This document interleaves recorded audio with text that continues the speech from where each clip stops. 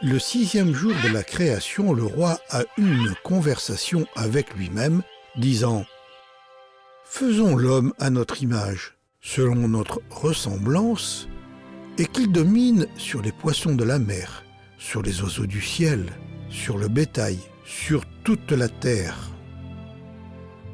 Dieu créa l'homme à son image, il le créa à l'image de Dieu, il créa l'homme et la femme. Lorsque l'Écriture affirme que Dieu a créé l'être humain à son image, cela ne veut pas dire que Dieu est exactement comme nous. Cela signifie que nous devons refléter sa nature et sa personnalité.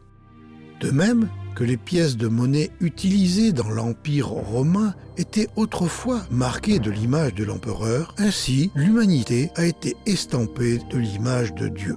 Le premier homme et la première femme ont été créés avec la capacité de penser, d'aimer et de parler comme leur créateur afin qu'ils puissent jouir d'une relation intime avec lui.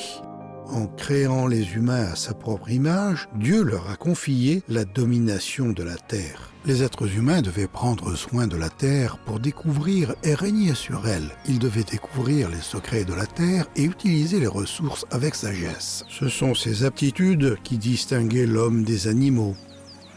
Aux animaux, Dieu a donné 2 dimensions, un corps et une âme. Aux humains, Dieu en a donné 3. Un corps, une âme et un esprit. Le Seigneur Dieu prit de la poussière du sol et en façonna un être humain, puis il lui insuffla dans les narines le souffle de vie et cet être humain devint vivant. Le corps n'était que le domicile ou la tente dans laquelle Dieu a insufflé l'âme et l'esprit de l'homme. L'âme était les émotions, la volonté et l'intellect personnel de l'homme, ce qui permettait à l'homme de ressentir, de faire des choix et de penser. L'esprit permettait à l'homme d'être en communion avec Dieu, tandis que le corps équipait l'homme pour interagir avec le monde visible. L'esprit équipait l'homme pour interagir avec le Dieu invisible. Le Seigneur voulait que les humains le connaissent. Les êtres humains seraient le trésor le plus précieux de Dieu. Puisque Dieu les avait créés, il n'était pas seulement leur créateur, mais aussi leur propriétaire. Le Seigneur Dieu a nommé le premier homme Adam, ce qui signifie de la terre ou simplement homme. Plus tard, Dieu allait former la première femme, mais avant cela, il devait faire quelques préparatifs.